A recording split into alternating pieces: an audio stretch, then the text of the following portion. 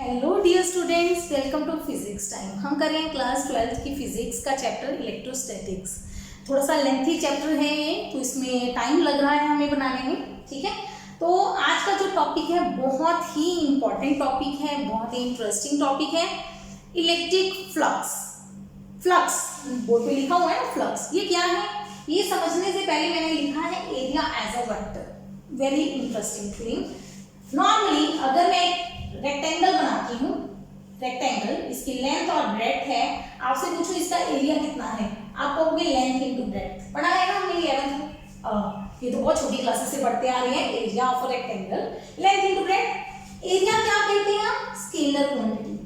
हम हमेशा एरिया को क्या लेके चलते थे? Scalar quantity. लेकिन अगर आपने वेक्टर प्रोडक्ट पढ़ी है, वेक्टर प्रोडक्ट पढ़ी है, multiplication of two vectors, cross product है ना, ए क्रॉस बी, तो ए क्रॉस बी हमें क्या बताता है? Area of parallelogram. याद है कुछ? ए क्रॉस बी हम वहां पे ले लेते थे इसका मैग्नीट्यूड। +1 नहीं याद है, कोई बात नहीं, ठीक है, सिंपल याद रखो। एरिया अगर आपके पास दो वेक्टर्स है ना, ए और बी, तो आप उन दोनों वेक्टर्स की क्रॉस प्रोडक्ट करो तो आपको ये एरिया मिल जाता है। वेक्टर्स की क्रॉस प्रोडक्ट करो तो उसके अंदर आपको एरिया मिल जाता है। ठीक है, हम वहां पे वेक्टर का सिर्फ मैग्नीट्यूड लेते थे। वहीं से एक कॉन्सेप्ट आया कि क्या हम एरिया को एक डायरेक्शन दे सकते हैं?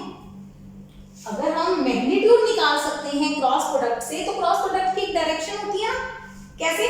राइट हैंड हम रूल याद है कुछ? A B A cross B क्या होगा? ए से बी की तरफ घुमाओ, ए से बी की तरफ, पहले ए की तरफ हाथ रखो, फिर बी की तरफ घुमाओ। जो डायरेक्शन थंब की है वो क्या होगी? ए क्रॉस बी की डायरेक्शन। तो वहीं से आइडिया आया area as a vector quantity. Area vector has a direction. Area vector की एक डायरेक्शन है, कौन सी? परपेंडिकुलर टू द प्लेन या परपेंडिकुलर टू एरिया। एरिया के परपेंडिकुलर, मतलब जो एरिया है ना, एरिया हम इस चीज को बोलते हैं, ये जो इसने कवर किया हुआ है एरिया। एरिया के जो परपेंडिकुलर वेक्टर आएगा उसी को हम क्या कहेंगे? Area vector. एरिया के परपेंडिकुलर, एरिया के परपेंडिकुलर। अब सोचो ये हमारा एरिया है, ये एरिया, ठीक है, हम एक्सिस मान लेते हैं, ये हमारी एक्स एक्सिस है, ये वाई एक्सिस है, ये जेड एक्सिस है।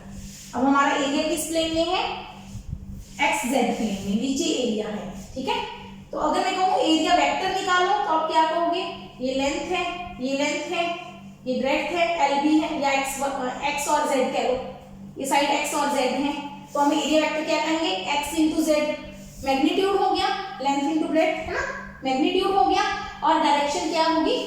परपेंडिकुलर। इसके परपेंडिकुलर कौन है? Y axis. वाई एक्सिस का यूनिट वेक्टर क्या होता है? J cap. तो हम एरिया वेक्टर क्या कहेंगे? J cap. क्या एरिया वेक्टर ऊपर ही होगा? एरिया वेक्टर नहीं, एरिया वेक्टर नीचे भी हो सकता है, दोनों ही ठीक है। तो एरिया वेक्टर आप लिख दो -x z j कैप, दोनों ठीक है। कौन सा लेंगे? कोई मर्जी ले लो, आपको कोई फर्क नहीं पड़ेगा इसमें। ये किस सरफेस की बात कर रहे हैं हम? 2D सरफेस की। ठीक है, एक और क्वेश्चन करवाती हूँ, एक और बनाते हैं डायग्राम एरिया वेक्टर के लिए। x axis, y axis, z axis, आपको बोला एक सर्कल रखा हुआ है, ये वाला सर्कल जिसका रेडियस है r, तो इसका एरिया वेक्टर बताओ। एरिया क्या होगा सर्कल का? πr²। आपको पूछा एरिया वेक्टर बताओ। वेक्टर क्या करना है? बस एरिया के परपेंडिकुलर डायरेक्शन देखो कौन सी है। एरिया किस प्लेन में है? एक्स वाई प्लेन में। इसके परपेंडिकुलर कौन है? Z axis. तो जेड एक्सिस का यूनिट वेक्टर लगा दो तो वो क्या बन जाता है? Area vector. एरिया को हम वेक्टर क्वांटिटी लेके चलते हैं, एरिया को वेक्टर मान के चलते हैं। क्यों मान के चलते हैं? हमारी मर्जी है? नहीं, हमारी मर्जी नहीं है। इस इलेक्ट्रिक फ्लक्स के टॉपिक को सॉल्व करने के लिए, समझने के लिए। ठीक है, एरिया वेक्टर समझ आ गया। वेक्टर बनाना है एरिया को, तो क्या करनी है? आपको सिर्फ एक डायरेक्शन देनी है। कौन सी डायरेक्शन देनी है? एरिया के परपेंडिकुलर। एरिया के परपेंडिकुलर चाहे बाहर दे दो चाहे अंदर, आपकी मर्जी है। कब? जब आपका सरफेस कौन सा है? 2D सरफेस, या कह लो ओपन सरफेस। जब ओपन सरफेस है तो आप एरिया को कोई भी डायरेक्शन दे सकते हो। परपेंडिकुलर देनी है, अपवर्ड या डाउनवर्ड आपकी मर्जी है। इसका एरिया वेक्टर बनाना है, चाहे इस तरफ बना लो चाहे अंदर की तरफ बना लो। क्रॉस प्रोडक्ट की दो डायरेक्शन होती है, याद है ना, इस तरफ भी होता है इस तरफ भी होता है, ए क्रॉस बी या बी क्रॉस ए। अब ए बी तो हमें पता नहीं है, तो ए क्रॉस बी ले लो या बी क्रॉस ए, चाहे बाहर की तरफ चाहे अंदर की तरफ। ठीक है, ये क्लियर हो गया। ये हो गया ओपन सरफेस की बात, area vector perpendicular to the vector, ये लिखा हुआ है, बस ये चीज आपने याद रखनी है। अब हमारे पास सरफेस 3D भी हो सकते हैं, 3D को क्या बोलते हैं, क्लोज्ड सरफेस। क्लोज्ड सरफेस मतलब बंद हो गई, सरफेस बंद हो गई। कैसे? ऐसे। ये क्या शेप बनाई है, क्यूब बनाया है, ये शेप क्यूब बनाया है। एक्सिस बना लेते हैं, X axis, Y axis, Z axis. Cube के कितने फेसेस होते हैं, 6 फेस होते हैं। कौन कौन से, रूम देख लो अपना, रूम में 6 फेस बना लो, ऊपर वाला नीचे वाला, छत और फर्श, फ्लोर और छत। ठीक है, दो साइड वाली दीवारें 3 और 4, लेफ्ट और राइट वाली दीवारें, फिर पीछे वाली और आगे वाली दीवारें। पीछे वाली को 5 नंबर बोल दें और आगे वाली को 6 नंबर बोल दें, पता चल जाएगा। डायग्राम में लिखने में मुझे दिक्कत आएगी, आपको समझ आ जाएगा। 6 दीवारें किसी भी क्यूब की, क्यूबॉइड की, पैरेललोपाइड की हमारे पास कितने फेसेस होते हैं, 6 फेसेस होते हैं। तो 6 फेसेस के एरिया क्या एक ही डायरेक्शन में होगा एरिया वेक्टर? नहीं, सारे फेसेस अलग अलग एक्सिस में है। एक्स देखो, पहला जो फेस है, पहला फेस वो एक्स एक्सिस में है, उसकी एक साइड, दूसरी साइड जेड एक्सिस में है, तो एक्स जेड प्लेन हो गया। पहला फेस हमारा कौन से प्लेन में है, एक्स जेड प्लेन में। दूसरा फेस नीचे वाला वो भी एक्स एक्सिस में है और जेड एक्सिस में है, तो एक्स जेड प्लेन हो गया। ये प्लेन्स बता रही हूं, ठीक है। तीसरा फेस ये बता लिया है मैंने, इसकी एक साइड जेड है एक साइड वाई है, तो वाई जेड प्लेन हो गया। चौथा एक वाई एक्सिस में है एक जेड एक्सिस में है ना, तो ये भी वाई जेड प्लेन हो गया। पांचवा फिफ्थ प्लेन पीछे वाला, एक एक्स में है एक वाई में है, एक्स और वाई हो गया। और छठा भी फिर क्या होगा, एक्स। ये प्लेन समझ आ गए।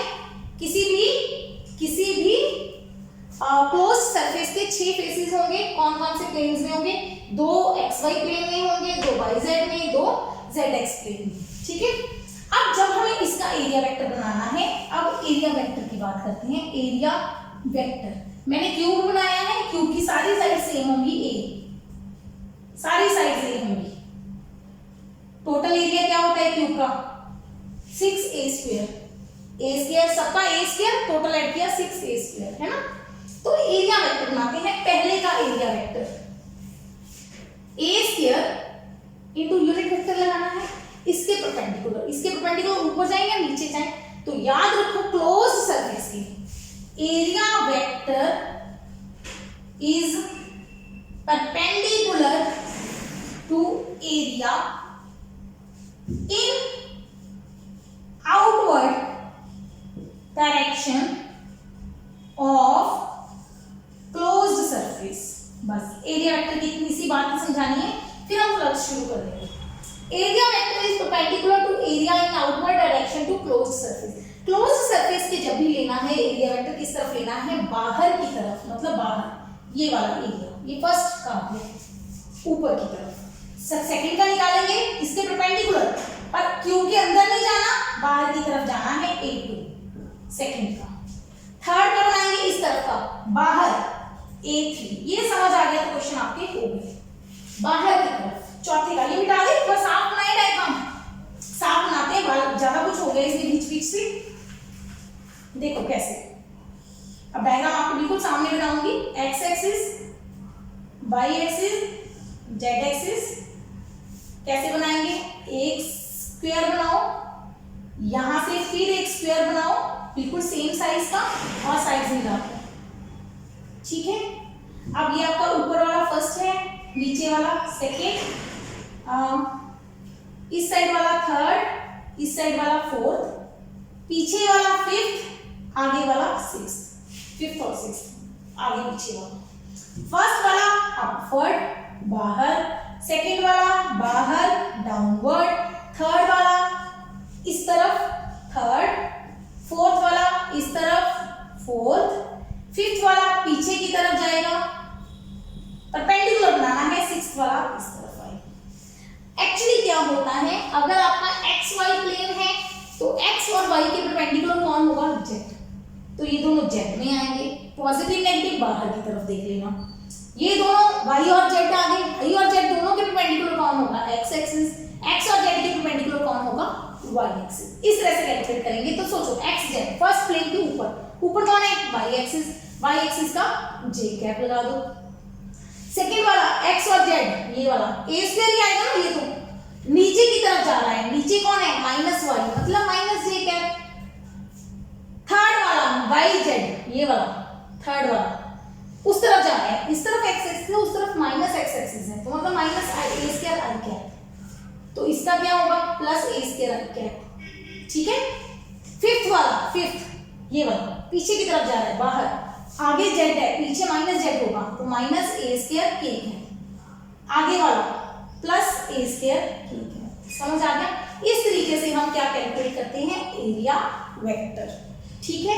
Area is a vector quantity. जब भी हम इलेक्ट्रिक फ्लक्स की बात करेंगे, मैग्नेटिक फ्लक्स की बात करेंगे, फ्लक्स की जब भी बात आएगी तो एरिया को क्या कंसीडर करते हैं हम, वेक्टर क्वांटिटी। ठीक है। इसके बिना भी हम अब एरिया को हमेशा क्या लेके चलेंगे, वेक्टर क्वांटिटी, क्योंकि एरिया को वेक्टर मान के बहुत सारी प्रॉब्लम्स सॉल्व होती हैं। ठीक है। ये टॉपिक समझ आ गया। अब मूव करते हैं इंपॉर्टेंट टॉपिक की तरफ। ये सिर्फ इंट्रोडक्शन थी। किसके इंट्रोडक्शन, एरिया के वेक्टर फॉर्म की इंट्रोडक्शन। अब इसको यूज कैसे करना है और फ्लक्स क्या होती है वो सॉल्व करते हैं। What is electric flux? Electric flux is defined as number of EFL। EFL क्या था, electric field lines, electric lines of force, electric field lines पढ़ा था। नंबर ऑफ फील्ड लाइंस पूरा लिख दें, कौन सी field lines, electric field lines, ये भी लिखना पड़ेगा क्योंकि इलेक्ट्रिक फ्लक्स है। सेम चीज मैग्नेटिक फ्लक्स में आएगी, बिल्कुल सेम चीज, तब हम क्या कहेंगे, number of magnetic field lines passing perpendicular to given area.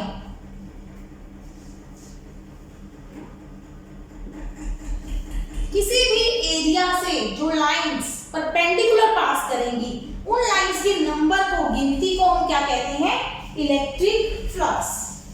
ठीक है। पहले नोट कर लो, डेफिनेशन हो गया नोट। अब देखो क्या है, कैसे, मान लो ये मेरे पास एक एरिया है, ये एरिया है, ये इलेक्ट्रिक फील्ड लाइन जा रही है,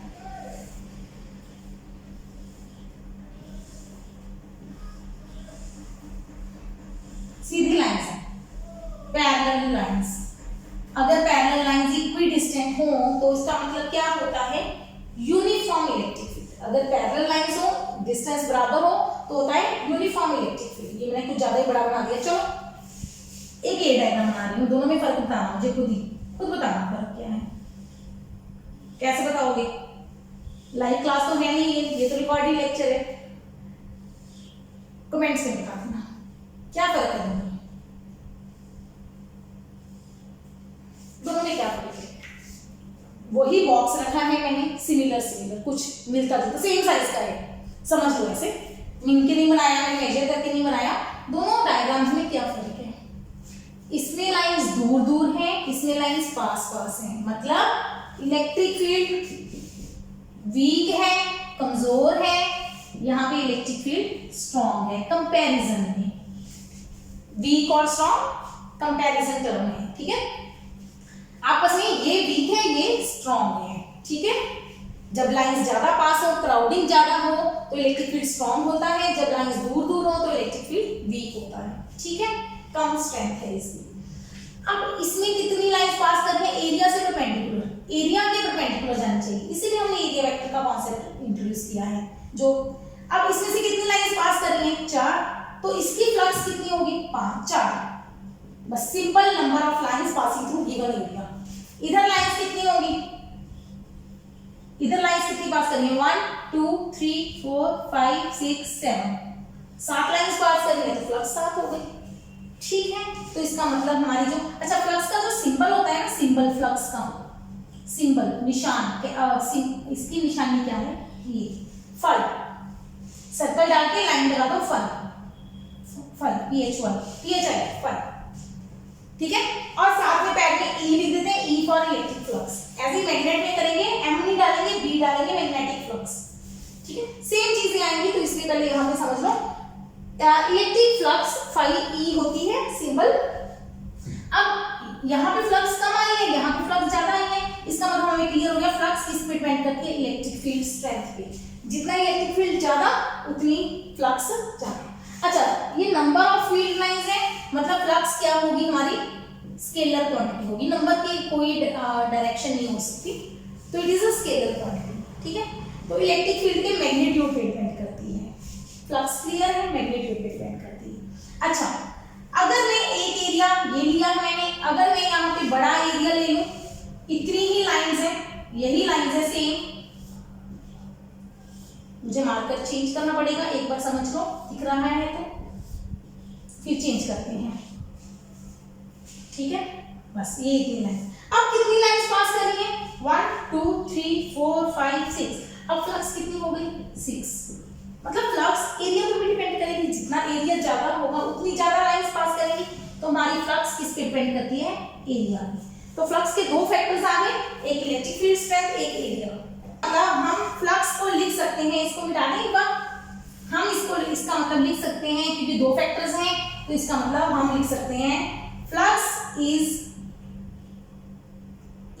proportional to electric field and area, दोनों की प्रोडक्ट लिख सकते हैं हम फ्लक्स, ठीक है। ये क्लियर हो गया। अब फ्लक्स हमारी इलेक्ट्रिक फील्ड के मैग्नीट्यूड और एरिया के मैग्नीट्यूड पे डिपेंड करती है, लेकिन ये दोनों वेक्टर क्वांटिटीज हैं। एक और चीज लिखी है मैंने डेफिनेशन में कि हमारा जो इलेक्ट्रिक फील्ड लाइंस हैं वो परपेंडिकुलर टू एरिया पास होनी चाहिए, एरिया के परपेंडिकुलर।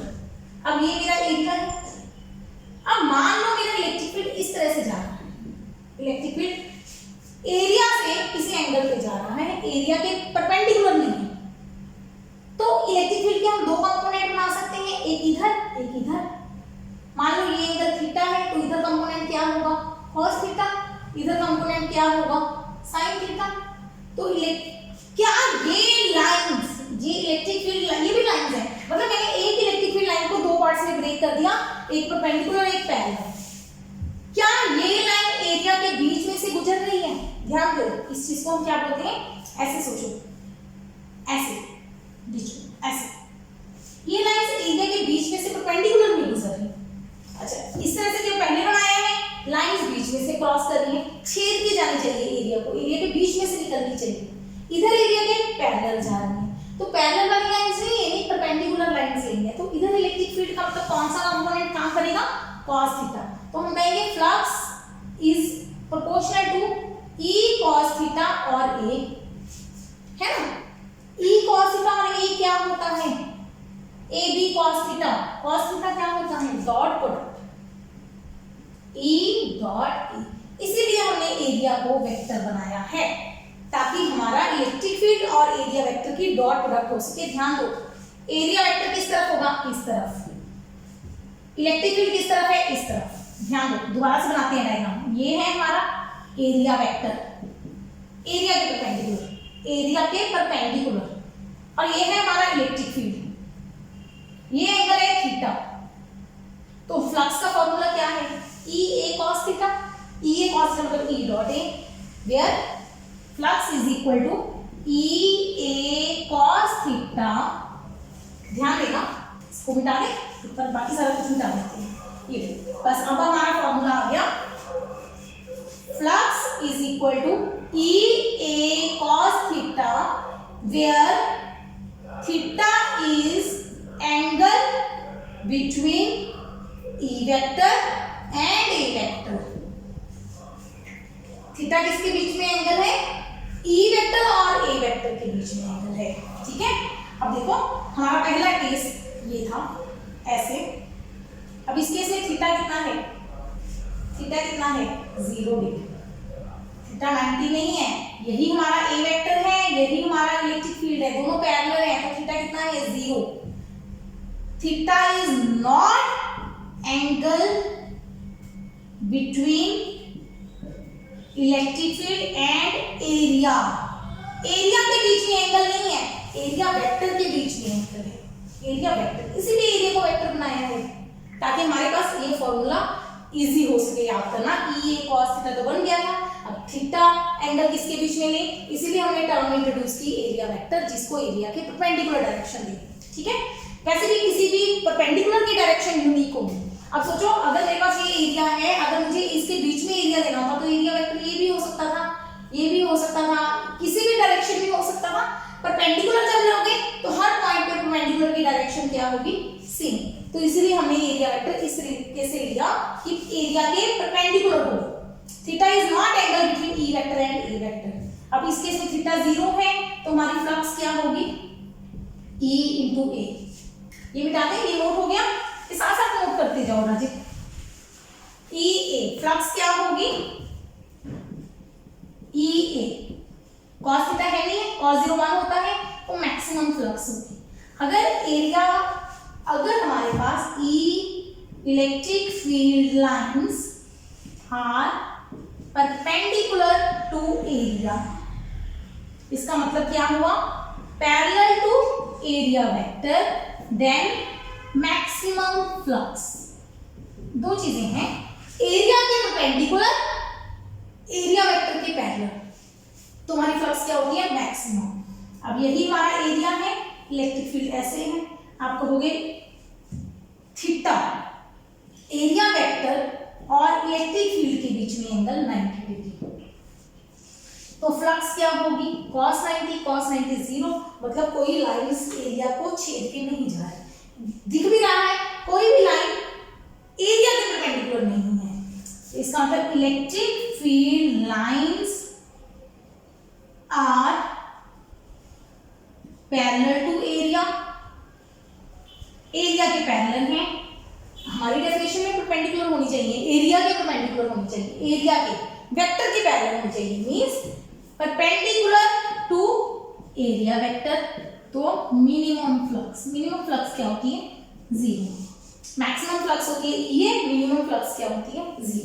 दो चीजें समझनी है, एरिया वेक्टर और इलेक्ट्रिक फील्ड के बीच में एंगल चाहिए और आपको इस तरीके से फ्लक्स कैलकुलेट करनी है। समझ आ गया, करें इसके न्यूमेरिकल्स। हाँ जी, फर्स्ट क्वेश्चन करते हैं। अ cube of side A is placed in uniform electric field E vector, calculate flux through each face and total flux. क्या है, क्यूब बनाया है जिसकी साइड ए है, एक्स वाई जेड एक्सिस ले लिए, एक यूनिफॉर्म इलेक्ट्रिक फील्ड बना दिया। यूनिफॉर्म मतलब कांस्टेंट इलेक्ट्रिक फील्ड, डायरेक्शन भी सेम, मैग्नीट्यूड भी सेम हर जगह पे। तो कहते हैं calculate flux through each face and total flux. Flux भी निकालो हर फेस की और टोटल फ्लक्स निकालो। हर फेस की फ्लक्स निकालनी है तो हर फेस का क्या चाहिए हमें, एरिया वेक्टर। तो बना लो, ये फर्स्ट का एरिया वेक्टर A1, सेकंड का एरिया वेक्टर नीचे वाला बना देते हैं 2, अभी करके आए हैं तो वैसे ही बना लो, 3 4 5 पीछे वाले का, 6 आगे वाले का, 6 फेसेस बनाते हैं। ठीक है, ऐसे डायग्राम बना दिया। ओके, अब हमें हर फ्लक्स की हर फेस की फ्लक्स चाहिए phi1, फर्स्ट फेस की। देखो इलेक्ट्रिक फील्ड और एरिया वेक्टर में कितना एंगल है, इलेक्ट्रिक फील्ड और एरिया वेक्टर में कितना एंगल है, फर्स्ट वाले का 90 डिग्री। फ्लक्स क्या होती है, E A cos 90, cos 90 क्या हो गया 0, तो flux is 0। Area her face का क्या आएगा, A1 A2 मैग्नीट्यूड में A3 A4 A5 A6 हर एक का मैग्नीट्यूड A² आएगा, सिर्फ किसका फर्क पड़ेगा, डायरेक्शन का। ठीक है, सेकंड वाले की फ्लक्स देखो, सेकंड वाला ये नीचे वाला है, नीचे वाला और इलेक्ट्रिक फील्ड एंगल कितना है 90 degree, cos 90 0, flux is 0। Third phase की थर्ड कौन है, इधर वाला। अब इधर देखो, इधर और इधर इलेक्ट्रिक फील्ड और एरिया वेक्टर ऑपोजिट है, तो एंगल कितना हुआ, 180 डिग्री।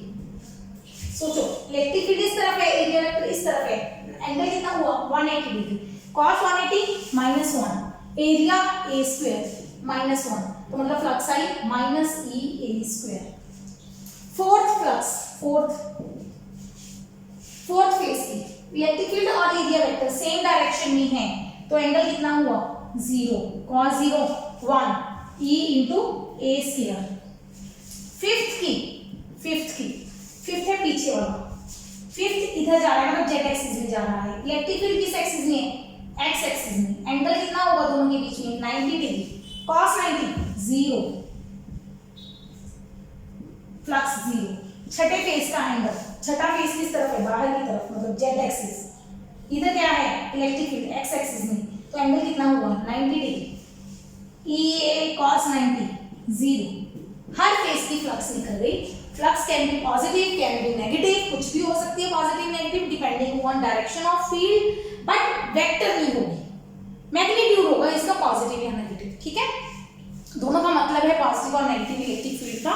ठीक है, वो आगे बताएंगे। पॉजिटिव फ्लक्स का, फ्लक्स पॉजिटिव नेगेटिव का मतलब है। फिलहाल के मैग्नीट्यूड निकालना आ गया। अब पूछिए है टोटल फ्लक्स। टोटल के लिए क्या करेंगे? ऐड कर देंगे, सबको ऐड करो। 0 0, ये माइनस ये प्लस, ये दोनों सेम वैल्यूज हैं। 0 हो गए positive negative, 0 0। Scalar quantity simple add कर दो 0, तो टोटल फ्लक्स क्या आई? 0। इसका मतलब क्या है? What is the meaning of zero flux? इसका मतलब है लाइंस एंटरिंग, पहले ये समझे। पॉजिटिव फ्लक्स का मतलब होता है lines leaving this closed surface. Lines closed surface को क्या कर रही है? लीव कर रही है, छोड़ के बाहर जा रही है। नेगेटिव फ्लक्स का क्या मतलब है? लाइंस एंटरिंग, एंटर कर रही है। पॉजिटिव फ्लक्स और नेगेटिव फ्लक्स का क्या मतलब है? लाइंस लीव कर रही है या लाइंस एंटर कर रही है। जीरो फ्लक्स का क्या मतलब है? जीरो फ्लक्स का क्या मतलब है? Lines leaving is equal two lines entering, मतलब जितनी लाइंस बाहर आ रही है, जितनी लाइंस अंदर जा रही है। जितनी लाइंस बाहर जा रही है उतनी लाइंस अंदर जा रही है, फील्ड लाइंस। ये नोट हो गया, ये हो गया ना नोट, इतना मिटा देते हैं। अब आपको मतलब समझाते हैं इस चीज का। सोचो, अगर हमारे पास कोई पॉजिटिव चार्ज होता तो लाइंस क्या होती? बाहर जाती। तो लाइंस क्या होती? बाहर जाती। अगर हमारे पास नेगेटिव चार्ज होता तो लाइंस अंदर आती। याद है इलेक्ट्रिक फील्ड लाइंस? अरे सिंपल इलेक्ट्रिक फील्ड ही है। पॉजिटिव चार्ज का आउटवर्ड होता है इलेक्ट्रिक फील्ड, नेगेटिव चार्ज का इनवर्ड्स होता है। अब हमारे पास क्या हो रहा है? फ्लक्स जीरो, मतलब जितनी लाइंस अंदर आई उतनी लाइंस बाहर गई। इसका मतलब there is no charge inside surface. Surface के अंदर कोई चार्ज नहीं है। अगर सरफेस से रिलेटेड फ्लक्स जीरो हो, फ्लक्स नहीं है, मतलब जितनी लाइंस अंदर जाएंगी उतनी लाइंस बाहर आएंगी। इसका मतलब क्या हुआ? हमारे सरफेस के अंदर कोई भी चार्ज नहीं है। इसी से एक लॉजिक क्लियर होता है। क्या मतलब है? टोटल चार्ज जीरो है। हो सकता है अंदर एक डाइपोल रखा हो पॉजिटिव नेगेटिव, तो जितनी पॉजिटिव से बाहर आएंगी उतनी नेगेटिव से अंदर आ जाएंगी, तभी हमारी फ्लक्स क्या होगी? Zero. There is no charge inside surface, नहीं कहना चाहिए there is no net charge inside surface. Surface के अंदर कोई टोटल चार्ज नहीं है, टोटल चार्ज इज जीरो। इसका मतलब है जीरो फ्लक्स का मतलब है फ्लक्स हमारे सिस्टम के अंदर कोई भी चार्ज नहीं, नेट चार्ज नहीं। ठीक है, क्लियर हो गया? अब इसी का मिलता जुलता एक और क्वेश्चन, बिल्कुल सिमिलर क्वेश्चन क्यूब का ही करते हैं। वही क्वेश्चन है, क्यूब ऑफ साइड ए है, is placed in not uniform electric field but non uniform electric field, is placed in electric field जिसकी वैल्यू है इलेक्ट्रिक फील्ड जिसका फॉर्मूला है E not x I cap. ये इलेक्ट्रिक फील्ड है। क्या है मतलब? ये हमारा डायग्राम जिसमें हमें हमारा मार्कर खत्म हो जाता है बार बार। ये एक्स एक्सिस है, ये वाई एक्सिस है, ये जेड एक्सिस है, डायग्राम दिया हुआ है। ये क्यूब है यहाँ पे,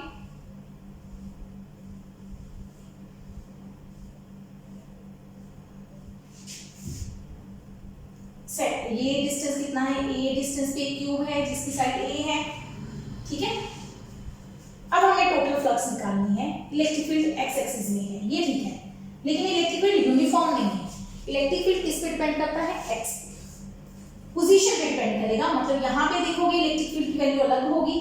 ये हमारा फर्स्ट फेज है, ये सेकंड फेज है, ये थर्ड है, ये फोर्थ है, पीछे वाला फिफ्थ है, आगे वाला सिक्स्थ है। ऐसे ही है ना, कुछ 5 और 6 याद रख लेना ये। तो जो फर्स्ट फेज की इलेक्ट्रिक फ्लक्स है, फर्स्ट फेज की इलेक्ट्रिक फ्लक्स क्या आएगी? 0। ठीक है, एरिया वेक्टर फर्स्ट का और इलेक्ट्रिक फील्ड हमेशा परपेंडिकुलर है, तो 90 डिग्री एंगल बनेगा तो फ्लक्स 0 आएगी। फर्स्ट की भी 0 आएगी, सेकंड की भी 0 आएगी, फिफ्थ की भी 0 आएगी, सिक्स्थ की भी 0 आएगी। इसमें कोई चेंज नहीं आएगा। जब एंगल 90 डिग्री है तो कोई भी लाइंस, एरिया वेक्टर देखो ना बेटा, एरिया वेक्टर फिफ्थ का किस डायरेक्शन में है? जेड एक्सिस नेगेटिव में। इलेक्ट्रिक फील्ड एक्स एक्सिस में है। डॉट रख लोगे तो cos 90 0 हो जाएगा, तो फ्लक्स 0 हो जाएगी। 4 केसेस की फ्लक्स 0 आएगी, इसमें कोई चेंज नहीं आएगा। प्रॉब्लम है थर्ड और फोर्थ की फ्लक्स का। क्या प्रॉब्लम है? थर्ड और फोर्थ के लिए हमें इलेक्ट्रिक फील्ड चाहिए, एरिया चाहिए, कॉस एंगल चाहिए। थर्ड का एरिया वेक्टर बाहर की तरफ, ठीक है, इलेक्ट्रिक फील्ड एक्स एक्सिस में है, तो एंगल कितना हो गया? 180। ये भी क्लियर है।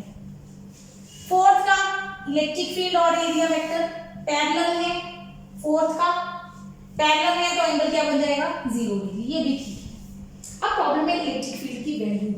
अब थर्ड फेज के इलेक्ट्रिक फील्ड कितना होगा? इलेक्ट्रिक फील्ड की वैल्यू है E0x मैग्नीट्यूड। आई कैप को डायरेक्शन तो रहेगी ना, मैग्नीट्यूड ये है। मतलब अगर आप थर्ड फेज पे निकाल रहे हो तो थर्ड फेज का x कितना है? थर्ड फेज के x की वैल्यू क्या है? a, तो E0 a आ जाएगी। अच्छा, फोर्थ पे इलेक्ट्रिक फील्ड क्या है? फोर्थ पे x की वैल्यू क्या है? फोर्थ फेज पे x की वैल्यू x एक्सिस का डिस्टेंस, ये 2 ही ना हो गया। ये a है, ये a है, तो x कितना हो गया? 2 है। तो इलेक्ट्रिक फील्ड क्या हो गया? E0 × 2 है। ये इलेक्ट्रिक फील्ड आ गया। थर्ड का इलेक्ट्रिक फील्ड और फोर्थ का इलेक्ट्रिक फील्ड बराबर नहीं है। एरिया दोनों के बाय चांस बराबर है, पर एंगल फर्क है। ये समझ आ गया? थर्ड का इलेक्ट्रिक फील्ड कितना है? यूनिफॉर्म था पिछली बार, इस बार यूनिफॉर्म नहीं है। E0 a। एरिया क्या है? a²। एंगल कितना है? 180, तो -1 हो गया, तो बन गया -E0 a³। फोर्थ केस में आ जाओ, E0 a2a into a² into +1 2 E0 a³। ये हमारा थर्ड और फोर्थ फेज की फ्लक्स आ गई। कैलकुलेट करेंगे, टोटल फ्लक्स सबको ऐड कर दो, तो ऐड करोगे तो आंसर आ जाएगा, कर लेना, E0 a³। समझ आ गई? तो फ्लक्स कैसे निकालते हैं? इलेक्ट्रिक फील्ड और एरिया को मल्टीप्लाई करना है कॉस ऑफ एंगल किसके बीच में? इलेक्ट्रिक फील्ड और एरिया वेक्टर के बीच में। ठीक है, नोट हो गया, समझ आ गया? यूनिट्स भी कर लें इलेक्ट्रिक फील्ड के, यूनिट्स इलेक्ट्रिक फ्लक्स के। यूनिट्स क्या बनेंगे? फ्लक्स क्या है? E cos theta. यूनिट्स क्या बनेंगे? इलेक्ट्रिक फील्ड के यूनिट्स न्यूटन पर कूलम इनटू मीटर स्क्वायर। बस ये यूनिट्स है, न्यूटन मीटर स्क्वायर पर कूलम। एक और बताया था, इलेक्ट्रिक फील्ड के एक और यूनिट्स होते हैं वोल्ट पर मीटर। ठीक है, तो ये बन जाएगा यूनिट्स फ्लक्स के बन जाएंगे वोल्ट पर मीटर। वोल्ट क्या है? वोल्टेज, वो पोटेंशियल, वो आगे नेक्स्ट पार्ट में आएगा। मीटर स्क्वायर, तो वोल्ट इनटू मीटर भी बनते हैं इसके यूनिट्स, वोल्ट इनटू मीटर, दोनों याद कर लेना। ठीक है, फ्लक्स क्लियर हो गई। ये हो गया हमारा, जब हमारे पास जो सरफेस था हमारा, वो सरफेस क्या था? फ्लैट सरफेस था। फ्लैट सरफेस का ही एक और क्वेश्चन करते हैं। थर्ड क्वेश्चन आ गया ना, नंबर चेंज क्वेश्चन करते हैं। थर्ड क्वेश्चन, इलेक्ट्रिक फील्ड दिया है 5 न्यूटन पर कूलम, एरिया दिया है 4 और 5, ये रेक्टेंगल है, बताया होगा। ठीक है, तो बाहर फ्लक्स निकाल, डायग्राम देखा, फ्लक्स निकालते हैं E × a × cos theta. E कितना हो गया? एरिया निकालो पहले, रेक्टेंगल है 5 × 4 20 मीटर स्क्वायर। ठीक है, इलेक्ट्रिक फील्ड कितना है? 5, एरिया कितना है? 20, cos 60 कितना होता है? हाफ, 5 × 20 × हाफ 10 आ गया, 50 न्यूटन मीटर स्क्वायर पर कूलम। ये हमारा इलेक्ट्रिक फ्लक्स आ गया। ठीक है, क्लियर? इजी है ना ये सिंपल क्वेश्चन? गलत है, गलत कर दिया मैंने, नोट किया ये गलती। एंगल किसके बीच में दिया है राजी? एरिया और इलेक्ट्रिक फील्ड के। हमें एंगल किसके बीच में चाहिए? एरिया वेक्टर और इलेक्ट्रिक फील्ड के। एरिया वेक्टर और इलेक्ट्रिक फील्ड के बीच में ये एंगल चाहिए हमें। ये एंगल कितना होगा? 30 से मतलब जल्दी करने हैं क्वेश्चंस। जब नीट और जेई का टेस्ट दोगे तो बहुत फास्ट करना होगा, लेकिन ये ध्यान रखने हैं कॉन्सेप्ट, एरिया वेक्टर और इलेक्ट्रिक फील्ड के बीच में एंगल लेना है। तो एंगल 60 के बजाय 30 लोगे, एंगल 30 हो गया तो आगे वैल्यू √3/2, 2 तो कट जाएगा 10, तो आंसर आ गया 50√3 न्यूटन मीटर स्क्वायर पर कूलम। समझ आई वैल्यू? एंगल किसके बीच में लेना है? इलेक्ट्रिक फील्ड और एरिया वेक्टर के बीच में। ठीक है, ये तो हो गए जब हमारे सरफेस क्या है, फ्लैट सरफेस के सारे क्वेश्चंस कर लिए हमने, सारे कभी नहीं होते। और क्वेश्चन हम लोग भेजो मुझे, हम नेक्स्ट क्वेश्चन करेंगे। अब मान लो हमारे पास क्या है, एक सफियर है। सफियर का मतलब हमने एक भी क्वेश्चन नहीं किया, एरिया वेक्टर भी नहीं निकाला सफियर का।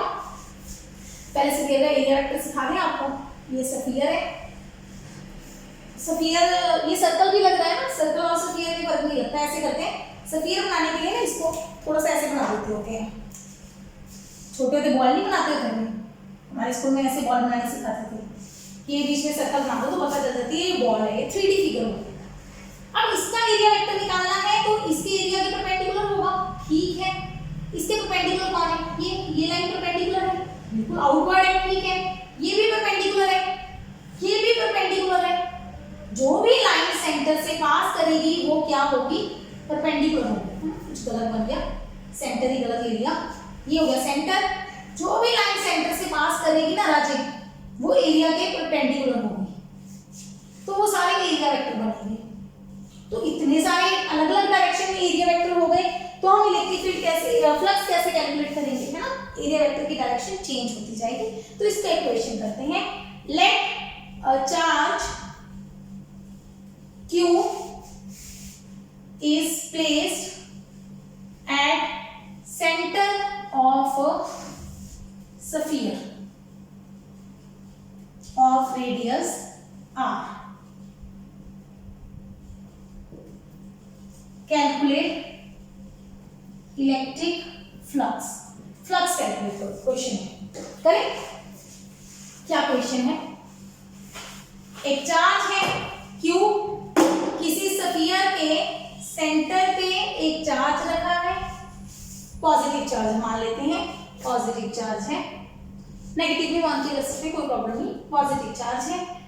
कहते हैं इलेक्ट्रिक फ्लक्स कैलकुलेट करो इस स्फीयर की। स्फीयर का रेडियस क्या है? r। अब क्या करेंगे? अब हमारा क्या इलेक्ट्रिक फील्ड कांस्टेंट है? इलेक्ट्रिक फील्ड का फॉर्मूला क्या होता है? KQ/r²। याद है? K 1/4πε0। वैक्यूम में बात करें तो ε0 ही लेंगे, हम मीडियम की बात अभी तक नहीं शुरू की हमने। ठीक है, ये क्लियर हो गया। अब क्वेश्चन क्या है हमारा कि इस चार्ज का हमें इलेक्ट्रिक फ्लक्स कैलकुलेट करना है। इस स्फीयर का फ्लक्स मतलब स्फीयर से कितनी लाइंस बाहर जाएंगी क्योंकि पॉजिटिव चार्ज है। अब क्या इसका इलेक्ट्रिक फील्ड यूनिफॉर्म है? हर पॉइंट पे इलेक्ट्रिक फील्ड सेम है? बिल्कुल सेम है, क्योंकि चार्ज भी कांस्टेंट है, रेडियस भी कांस्टेंट है, तो हर पॉइंट पे इलेक्ट्रिक फील्ड की वैल्यू कांस्टेंट है। लेकिन क्या ये यूनिफॉर्म है? नहीं, डायरेक्शन अलग अलग होगी। इस पॉइंट पे इलेक्ट्रिक फील्ड इस तरफ, अलग अलग पॉइंट पे इलेक्ट्रिक फील्ड की डायरेक्शन अलग अलग होगी। वो बड़ी अच्छी बात हो गई। एरिया वेक्टर की डायरेक्शन भी हर पॉइंट पे अलग अलग है, इलेक्ट्रिक फील्ड की डायरेक्शन भी हर पॉइंट पे अलग अलग है। तो हम एरिया वेक्टर का कॉन्सेप्ट यूज करेंगे। हम क्या करेंगे? किसी जगह पे छोटा सा एरिया यूज करेंगे, ds। Choose a small area element ds। अब इसका एरिया वेक्टर क्या होगा? एरिया वेक्टर हमेशा एरिया के परपेंडिकुलर होता है, यही होगा एरिया वेक्टर। कौन सा एरिया वेक्टर? इसको ds वेक्टर लिख देते हैं। एरिया वेक्टर s का सरफेस है ना, सरफेस एरिया ds बाहर की तरफ होगा। एरिया वेक्टर क्लोज्ड सरफेस के हमेशा बाहर की तरफ होता है। ओपन सरफेस का जैसे मर्जी हो, क्लोज्ड सरफेस के हमेशा बाहर की तरफ। किसी भी पॉइंट पे ले लो इलेक्ट्रिक फील्ड, चेक करो, electric field is parallel to ds vector, क्योंकि इलेक्ट्रिक फील्ड भी रेडियस की डायरेक्शन में है, एरिया वेक्टर भी रेडियस की डायरेक्शन में होगा, तो दोनों की डायरेक्शन क्या है? पैरेलल। मतलब एरिया और इलेक्ट्रिक फील्ड के बीच में एंगल क्या है? 0। तो इस छोटे से डी फाई क्या हो जाएगी, ई डॉट ds, यानी कि ई ds cos 0, ई ds cos 0 1 होता है। ये हमारे छोटे से एरिया की फ्लक्स आ। मुझे चाहिए टोटल फ्लक्स। हाँ, अब लग रहा है क्वेश्चन हो गया। टोटल फ्लक्स कैसे निकालेंगे, फाई ई, इसको क्या कर देंगे, इंटीग्रेट। छोटी सी चीज से बड़ी चीज निकालने के लिए हम क्या करते हैं, इंटीग्रेट। प्रोवाइडेड क्या हो, सब अगर वेक्टर है तो सेम डायरेक्शन में हो, स्केलर है तो पॉजिटिव नेगेटिव का चक्कर ना हो। ध्यान देना, हर पॉइंट पे कहीं पे भी जाओ, जिस तरफ एरिया वेक्टर होगा उसी तरफ इलेक्ट्रिक फील्ड होगा। कहीं पे भी जाओ आप, एरिया एलिमेंट कहीं पे भी चूज कर लो, जहां पे इलेक्ट्रिक फील्ड जिस डायरेक्शन में, सोचो मैं छोटे एरिया से ले जा रही हूँ, इलेक्ट्रिक फील्ड और एरिया वेक्टर हमेशा सेम डायरेक्शन में आनी है, तो दोनों हर बार एंगल क्या होगा, 0 डिग्री। ये होना जरूरी है।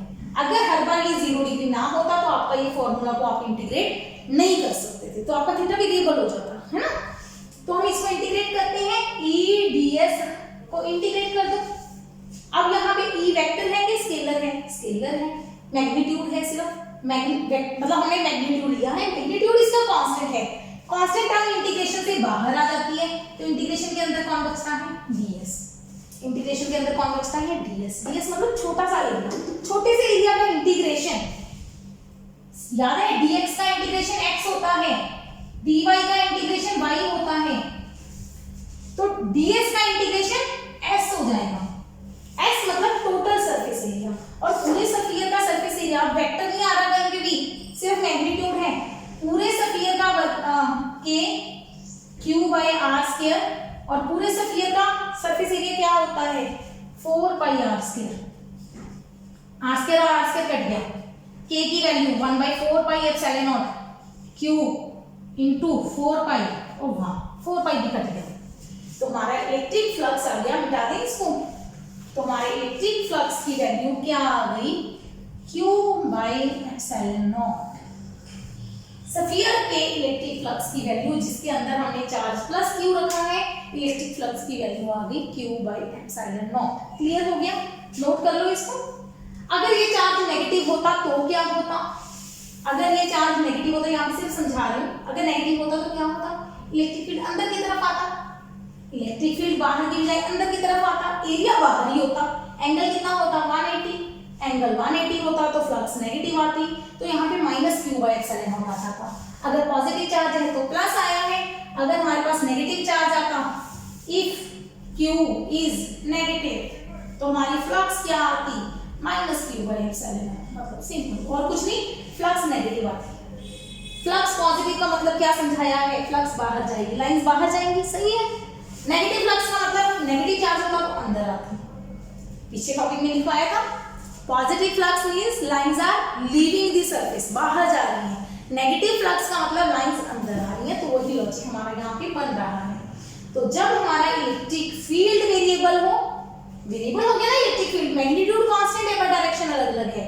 जब हमारा इलेक्ट्रिक फील्ड चेंज हो रहा है तो हम फ्लक्स कैसे निकालेंगे, छोटे से एरिया की फ्लक्स निकालो, उसको इंटीग्रेट कर दो, टोटल फ्लक्स निकालो, तो हमारा क्या बन जाता है, इलेक्ट्रिक फ्लक्स का मेथड बन जाता है to find the electric flux due to variable electric field. Changing electric field के कारण इलेक्ट्रिक फ्लक्स निकल गई। ठीक है, यहाँ पे आज का टॉपिक खत्म करते हैं। ये टॉपिक समझ आ गया होगा, अगर ये आपको पार्ट क्लियर हो गया तो समझ लो नेक्स्ट टॉपिक आपको समझ आ गया, जो कि है गॉस लॉ। करेंगे अगले लेक्चर में गॉस लॉ की स्टार्टिंग यहीं से होगी। इस लेक्चर को अच्छी तरह से सीखो, इलेक्ट्रिक फ्लक्स कैसे कैलकुलेट करते हैं किसी भी एरिया से, क्लोज्ड एरिया से, एरिया को वेक्टर क्यों लिया है, फ्लक्स की वैल्यू मैग्नीट्यूड कैसे निकालते हैं। ठीक है, तो till keep watching, keep learning, take care.